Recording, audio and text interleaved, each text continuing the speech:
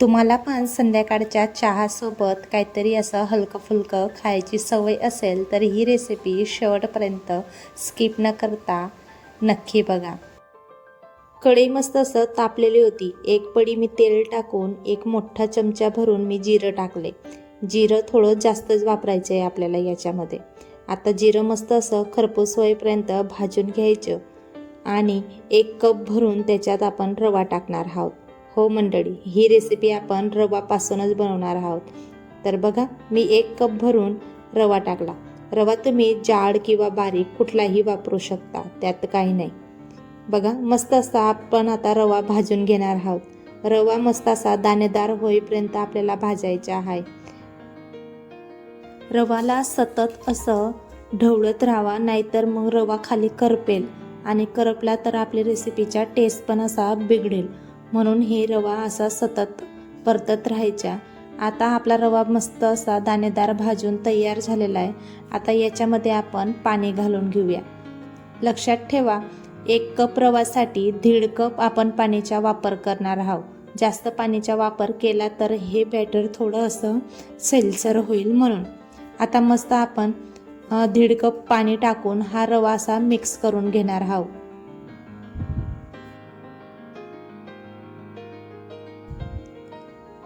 रवा तोपर्यंत मिक्स करायचा जोपर्यंत याचा असा मस्त असा घट्ट असा डो नाही बांधला जात, तोपर्यंत हा रवा असा मिक्स करत राहायचा. बघा, या प्रकारे आपण रवा मिक्स करतोय त्या प्रकारे आपण रवा मिक्स करून घ्यायचा.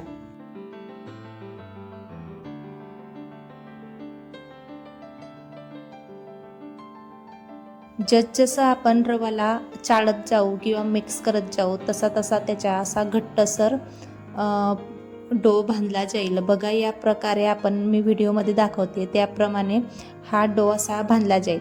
आता मस्त रवा आपला घट्टसर असा झालेला आहे. आता मी 1 वाटी उकळलेला बटाटा मॅश करून घेतलेला आहे. आता ते टाकते. आता ते पण असं मस्त मिक्स करून घेऊया.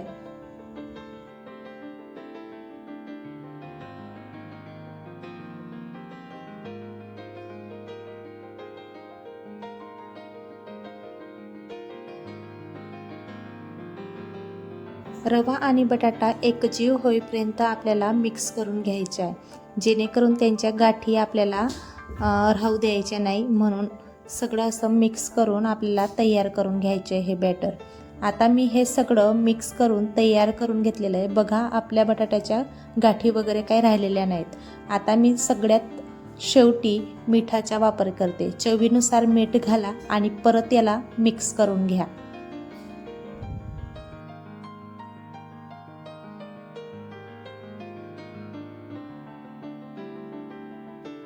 रवा, मीठ आणि बटाटा आपण सगळं बॅटर असं मिक्स करून घेतलेलं आहे. आता बघा, या प्रकारे आपलं बॅटर सगळं मिक्स करून रेडी झालेलं आहे.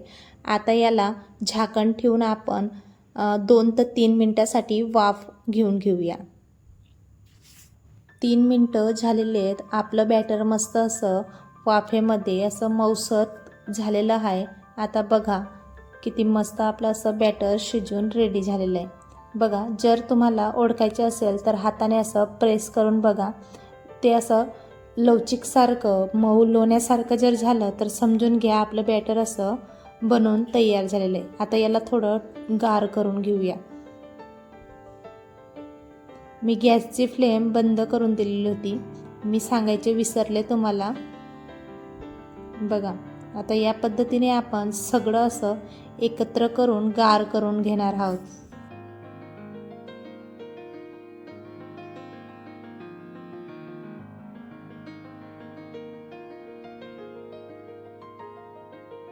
हे बॅटर असं मस्त थोडं कोमट झालेलं आहे. आता मी किचन कट्ट्यावरती एक रुमाल आथरून एका ताटामध्ये हे बॅटर काढून घेते.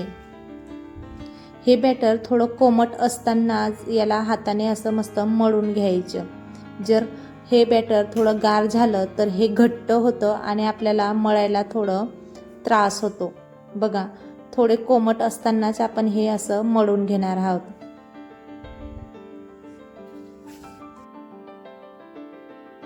आपलं बॅटर मळलं जात आहे तोपर्यंत मी तुम्हाला सांगते, ही रेसिपीचे नाव मला माहीत नाही. ही रेसिपीला नेमकं मी नाव काय द्यायचं.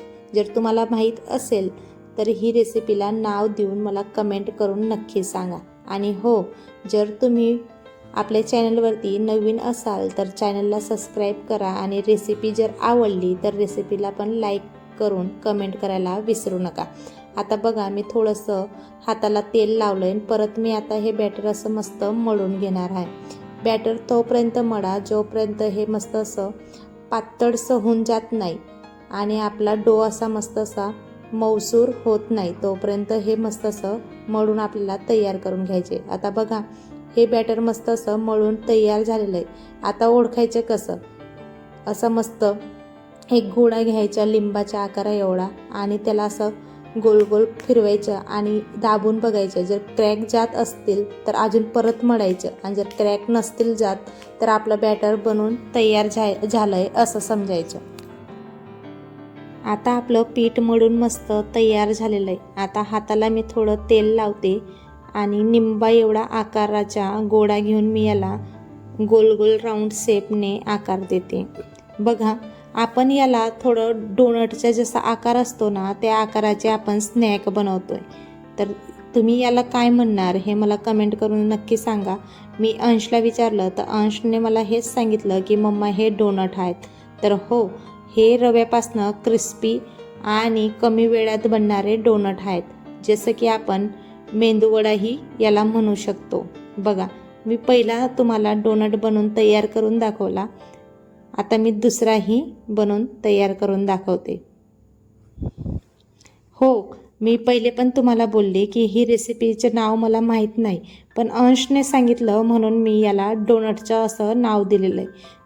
जर तुम्हाला दुसरं काहीतरी नाव सुचत असेल तर तेही मला कमेंट करून नक्की सांगा. बघा, मी दुसराही असा डोनट मस्त बनवून तयार करून घेतलेला आहे.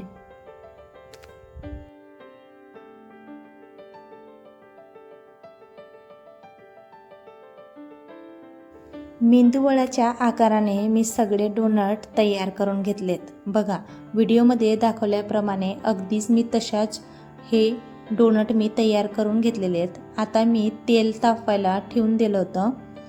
आता मी एक एक त्याला तेलावरती सोडते. लक्षात ठेवा, गॅस पहिले एकदम लो टू मीडियमच राहू द्या. अगदी कम गॅसवरती हे तळायचे नाहीत. जर आपण एकदम कमी गॅसवरती हे तळले आणि तेल थोडं कोमट राहिलं तर हे खाली असं तळाला जाऊन चिटकतात आणि मग असा क्रिस्पीपणा त्याला येत नाही. थोडी फ्लेम हाय किंवा मीडियमच ठेवा. आता मी सगळे असं मस्त डोनट तळून घेणार आहे. आणि पलटायची घाई अजिबात करू नका, कारण हा डोनट जर आतून तळला गेला तर ऑटोमॅटिकली हा वरती येतो आणि आपल्याला कळतं की हा डोनट आपला मस्त असा खालून तळला गेलेला आहे. आता मी चम्मचच्या मदतीने याला पलटून घेणार आहे. रेसिपी जर तुम्ही इथपर्यंत पाहून घेतली आहे तर रेसिपीला एक लाईक करून कमेंटमध्ये मला नक्की सांगा की तुम्ही रेसिपी कुठल्या राज्याहून आणि कुठल्या शहरातून किंवा कुठल्या गावाहून तुम्ही रेसिपी पाहताय हे मला कमेंटमध्ये नक्की सांगा. तेव्हा मला कळेल की आपली रेसिपी कुठल्या कुठल्या गावामध्ये किंवा कुठल्या शहरात किंवा कुठल्या राज्यात जाते. तर मंडळी, एवढी विनंती आहे माझी तुम्हाला. जर तुम्ही आपल्या चॅनलला सबस्क्राईब नसेल केलेलं तर चॅनलला पण सबस्क्राईब करून घ्या बरं का. सबस्क्राईब करा. हो, अंश जसा बोलला त्याप्रमाणे. बघा, आपले डोनट मस्त असे सोनेरी गुलाबी रंग होईपर्यंत मस्त असे परतून तयार झालेले आहेत. बघा, मी एक डोनट तुम्हाला चम्मचच्या मदतीने दाखवते. त्याच प्रकारे आपल्याला हे सगळे मस्त असं तळून घ्यायचे. आता आपले हे तळून तयार झालेले आहेत. आता मी याला एका साईडला काढून घेते.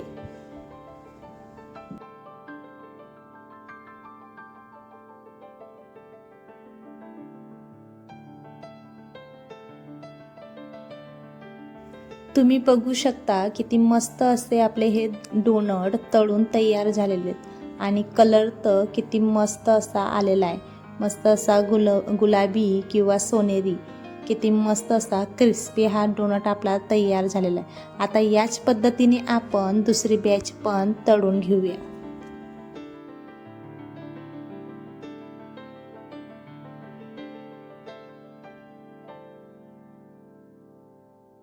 आपण आता दुसरी बॅच पण मस्त असं गुलाबी सोनेरी रंग होईपर्यंत मस्त असं तळून घेतलेली.